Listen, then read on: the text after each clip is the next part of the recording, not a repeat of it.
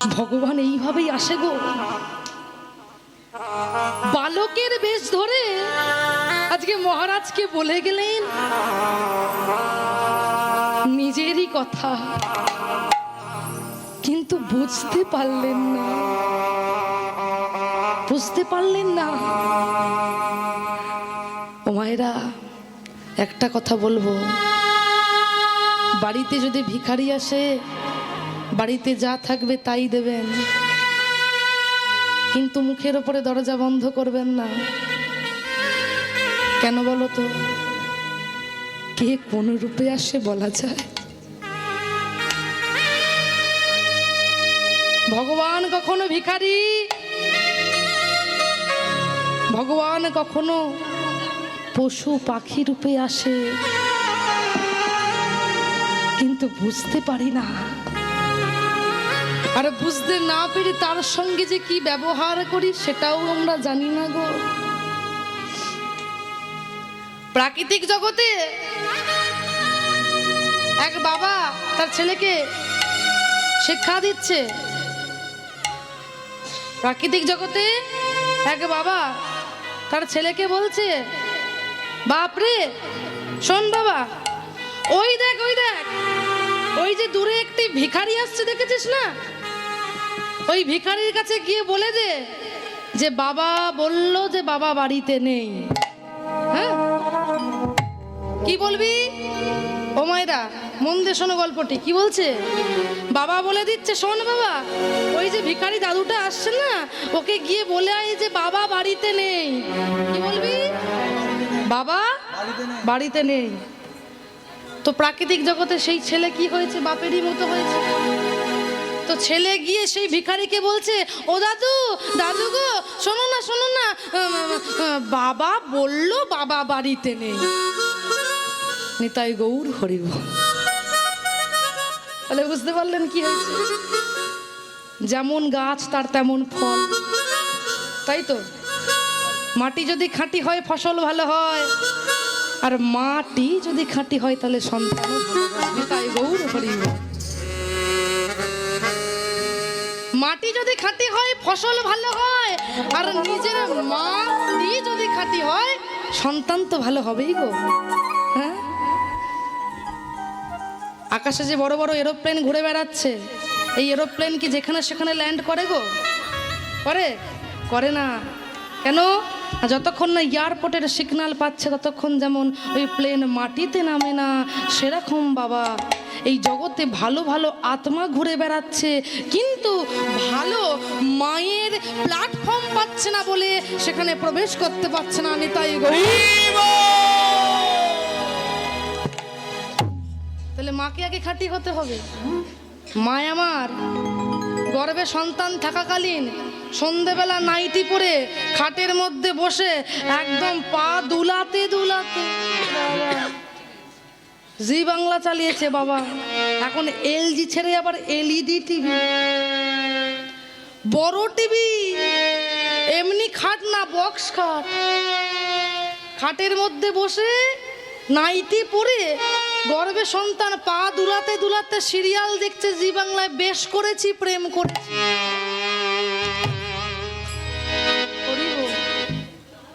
Serial দেখছে, বেশ করেছি প্রেম করেছি। তো সন্তান কেমন হবে গো?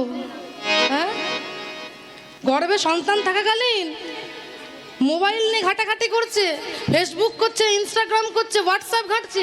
তাহলে সন্তান যখন বাবা ভূমিষ্ঠ হবে, বেশি দিন না কিছুদিন পরেই দেখবে বাচ্চাকে খাওয়ানোর সময় বাচ্চা বলবে আগে হাতে মোবাইল দাও, মোবাইল না হলে খাবো না। সেটাই তো হচ্ছে গো, নাকি ভুল বললাম কিছু? হাতে মোবাইল দাও তারপরে খাবার খাবো, না হলে খাবো না। তাহলে দোষটা আমাদেরকে আগে সঠিক হতে হবে, তবে তো ঠিকঠাক হবে। হ্যাঁ, নিতাই গৌরী প্রেমানন্দের হরি। তো মায়েরা, চৈতন্য মহাপ্রভু যখন কৃষ্ণ ভাবে ভাবিত হন, তখন কৃষ্ণ কৃষ্ণ বলে কাঁদে। আর যখন প্রভু আমার রাধা ভাবে ভাবিত হন, তখন প্রভু আমার রাধা রাধা বলে কাঁদে। কিন্তু প্রভুর আজকে যে কি ভাব উদয় হয়েছে তা তো দেখে বোঝা যাচ্ছে না। যখন কৃষ্ণ ভাবে ভাবিত হন, কৃষ্ণ কৃষ্ণ কৃষ্ণ বলে নয়নের জলে বুক ভাসায়ে এই ধুলোর মধ্যে গড়াগড়ি দেন প্রভু। আর যখন রাধা ভাবে ভাবিত হন, রাধা রাধা বলে প্রভু কাঁদে। তো যখন যেমন ভাবের উদয় হয় তেমন ভাবেই আজকে প্রভু আমার লীলা ব্যক্ত করেন মুখ থেকে, বদন থেকে। তো আজকে প্রভু কৃষ্ণ কৃষ্ণ বলে কাঁদছে, আজকে প্রভু আমার কৃষ্ণ কৃষ্ণ বলে কাঁদছে।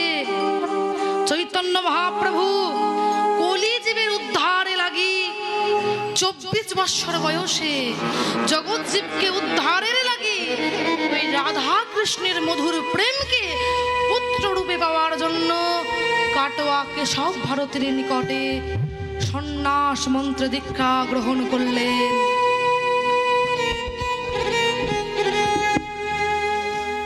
আর সন্ন্যাস মন্ত্রে দীক্ষা গ্রহণ করে প্রভু আমার চলে গেলেন পুরী ধামে। আর পুরী ধামে গিয়ে জগন্নাথ মন্দিরে গরুস্তম্ভে হাত রেখে চৈতন্য মহাপ্রভু কৃষ্ণ কৃষ্ণ বলে কাঁদে গো। কেঁদে উঠলেন মহাপ্রভু, বলে উঠলেন, কি বললেন? কৃষ্ণ কৃষ্ণ কৃষ্ণ হে কৃষ্ণ কৃষ্ণ হে কৃষ্ণ কৃষ্ণ কৃষ্ণ হে কৃষ্ণ কৃষ্ণ কৃষ্ণ হে কৃষ্ণ কৃষ্ণ হে কৃষ্ণ কৃষ্ণ কৃষ্ণ হে কৃষ্ণ কৃষ্ণ কৃষ্ণ হে কৃষ্ণ কৃষ্ণ কৃষ্ণ হে কৃষ্ণ কৃষ্ণ হে কৃষ্ণ কৃষ্ণ কৃষ্ণ কৃষ্ণ কৃষ্ণ হে কৃষ্ণ কৃষ্ণ কৃষ্ণ হে কৃষ্ণ হে কৃষ্ণ কৃষ্ণ কৃষ্ণ হে কৃষ্ণ কৃষ্ণ কৃষ্ণ হে কৃষ্ণ কৃষ্ণ কৃষ্ণ হে কৃষ্ণ কৃষ্ণ কৃষ্ণ হে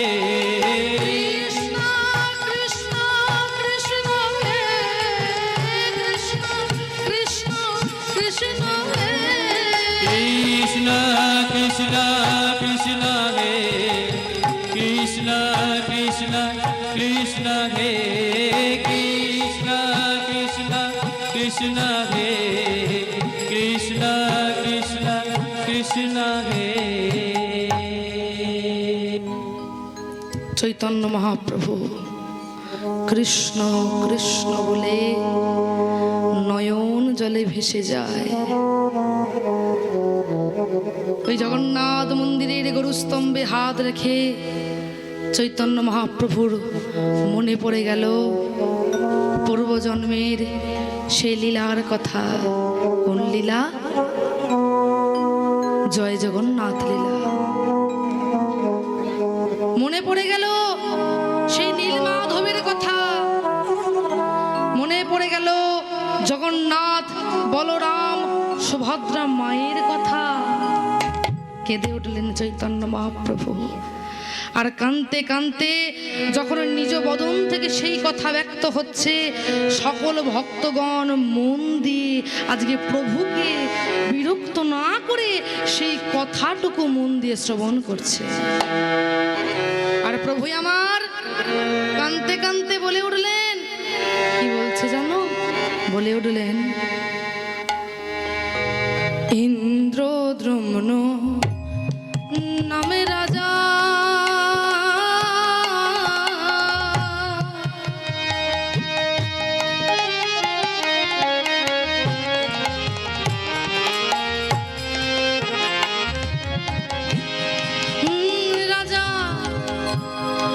অবন্তী নগরে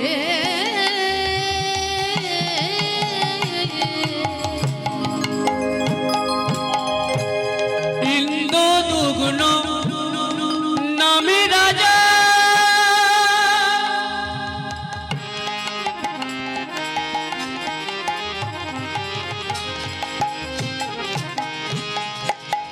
ও রাজা অবন্তী নগরে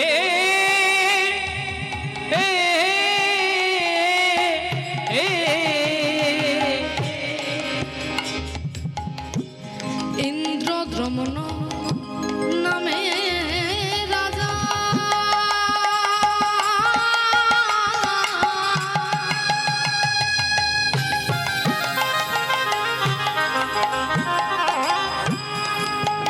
রাজা অবন্তী নগরে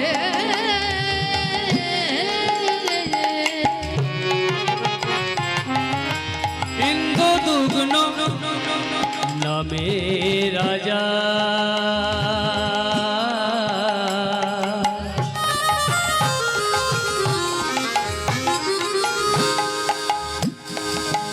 ও রাজা অবন্তী নগরে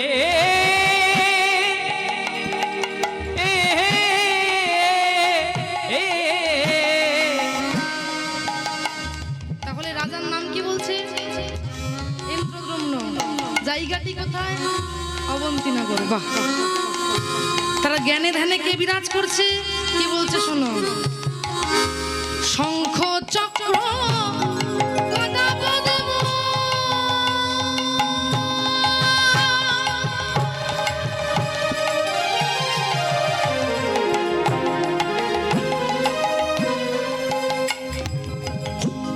রাজা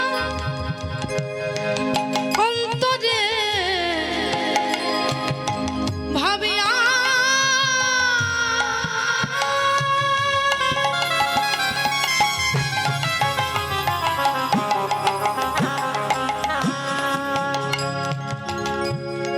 একাকী করেন ভজন নয়ন ভাসাইয়া। একাকী করেন ভজন নয়নে ভাসাইয়া একাকী করেন ভজন নয়ন ভাসাইয়া।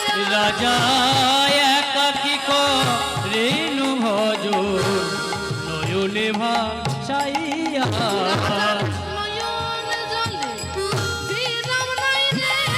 নয়ন জলে বিরাম নাই রে। নয়ন জলে বিরাম নাই রে নয়ন জলে বিরাম নাই রে। নয়ন জলে বিরাম নাই রে নয়ন জলের বিরাম নাই রে আর নয়ন জলের বিরাম নাই রে নয়ন জলের বিরাম নাই রে নয়ন জলের বিরাম নাই রে নয়ন জলের জলে বিরাম নাই রে কৃষ্ণ কৃষ্ণ কৃষ্ণ বলে নয়ন জলে বিরাম নাই রে নয়ন জলে বিরাম নাই রে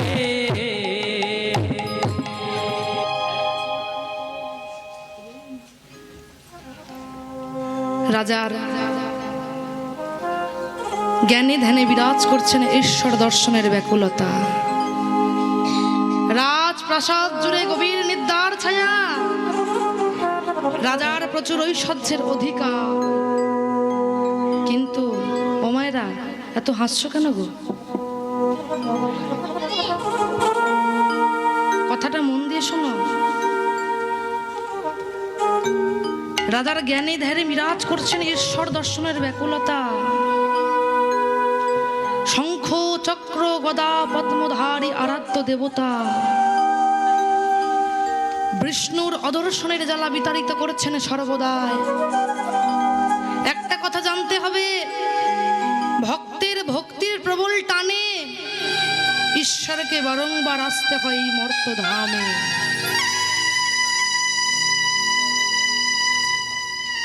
সেই রাজার জ্ঞানে ধ্যানে বিরাজ করছেন ঈশ্বর দর্শনের ব্যাকুলতা। ঘুম নাই, খাওয়া নাই, দাওয়া নাই, শুধুমাত্র রাজা জানো কিছু একটা দুশ্চিন্তার মধ্যে জড়িয়ে আছে। আর সেই দুশ্চিন্তা করতে করতে আজকে মধ্যরাত থেকে প্রভাত হয়ে গেল। প্রভাত হয়ে গেল। যখন প্রভাত হয়ে গেল, পূর্ব আকাশে সূর্য দেখে প্রণাম করলেন মহারাজ। আর ঠিক সেই সময় রাজার অনুগত দূত ছুটে এলেন আর এসে বলে উঠলেন, মহারাজ মহারাজ, এক বালক আপনার সঙ্গে দেখা করতে এসেছে। বালক? কে বালক? বলে একটি বাচ্চা ছেলে আপনার সঙ্গে দেখা করতে এসেছে। আপনি আর দেরি করবেন না, তাড়াতাড়ি রাজবস্ত্র পরিধান করে একটু সিংহাসনে আসুন। বেশ বেশ বেশ।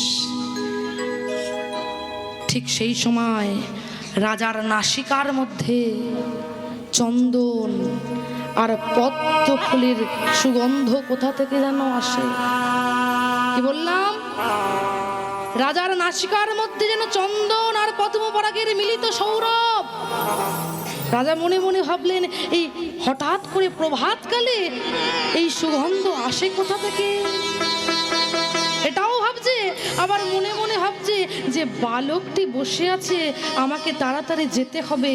এই বলে রাজবস্ত্র পরিধান করে যেই না সিংহাসনে এসে বসলেন, আর সকলে মিলে বলে উঠলেন, জয় হতে মহারাজ ইন্দ্রদ্যুম্নের জয় হো, জয় হতে মহারাজ ইন্দ্রদ্যুম্নের জয় হো, জয় হতে মহারাজ ইন্দ্রদ্যুম্নের জয় হো, জয় হো। এসে বসলেন সিংহাসনে মহারাজ ইন্দ্রদ্যুম্ন। আর বসবার সঙ্গে সঙ্গে সেই একটি ছোট্ট একটি বালক মহারাজের দিকে তাকিয়ে বলে উঠল, মহারাজ, আমি আপনাকে কিছু কথা বলতে চাই। মহারাজ সেই ছোট্ট বালকের দিকে তাকিয়ে বলে, বালক, কে তুমি? কি তোমার পরিচয়? বলে, আমার পরিচয়? আরে আমার পরিচয় পরে জানতে পারবে, এখন আপনি শুনুন। যার জন্য আপনার আকুলতার অন্ত নাই, যার জন্য আপনার রাজ ঐশ্বর্য তুচ্ছ, যার সন্ধানে আপনার দিবারাত্রি যাচ্ছেন, যার সন্ধানের জন্য আপনার চোখে কোনো ঘুম নাই, আমি সেই সংবাদ দিতে এসেছি। আমি তারই সংবাদ দিতে এসেছি কার জন্য আপনার মন বড় ব্যাকুল। হ্যাঁ, তুমি কি জানো, তুমি কি জানো বালক, তুমি কি জানো কে সেই মোর মানুষ, কে সেই মোর ঈশ্বর, কে সেই মোর দেবতা? আমি জানি, আমি জানি, আমি বলবো। বেশ বেশ বেশ, বলো বালক, বলো তাহলে কে সে, কে সে? তবে শোনো, শোনো মহারাজ, কে সে? তোমারও প্রাণেরও ঠাকুর নীল মাধব না, তোমারও প্রাণের ঠাকুর নীল মাধব না, তোমারও প্রাণেরও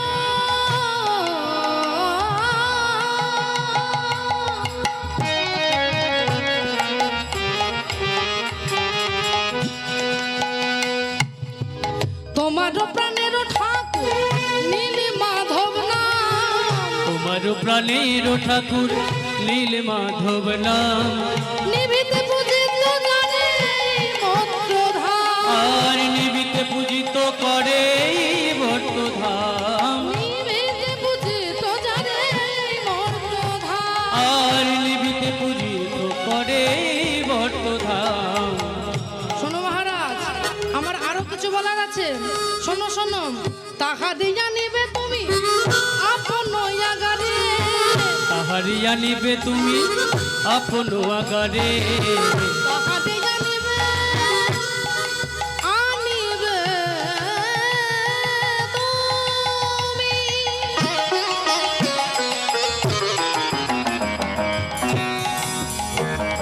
তুমি, তাহা দিয়া নিবে তুমি আপন আগারে, তাহারিয়া নিবে তুমি আপন আগারে, করিবে মহিমা প্রচার জগৎ মাঝারে, আর করিবে মহিমা প্রচার জগৎ মাঝারে, করিবে মহিমা প্রচার জগৎ মাঝারে, করিবে মহিমা প্রচার জগৎ মাঝারে, তার মহিমা প্রচার করো, তার মহিমা প্রচার করো, তার মহিমা প্রচার করো, তার মহিমা প্রচার করো, নীল মাধবের সন্ধান করো, তার মহিমা প্রচার করো, নীল মাধবের সন্ধান করো, তার মহিমা প্রচার করো, নীল মাধবের সন্ধান করো, তার মহিমা প্রচার করো, তার মহিমা প্রচার করো। তার মহিমা প্রচার করো।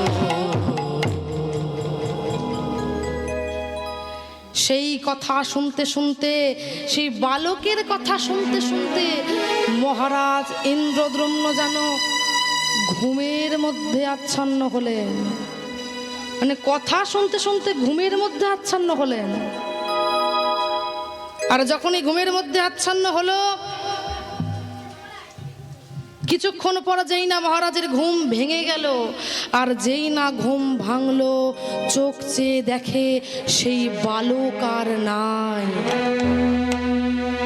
চিৎকার করে মহারাজ বলে উঠল, কোথায়, কোথায় গেল, কোথায় গেল সেই বালক, কোথায় গেল সেই ব্রাহ্মণ, কোথায় গেল সেই বৈষ্ণব? চিৎকার করে কেঁদে কেঁদে বলে ওঠে, কে তুমি?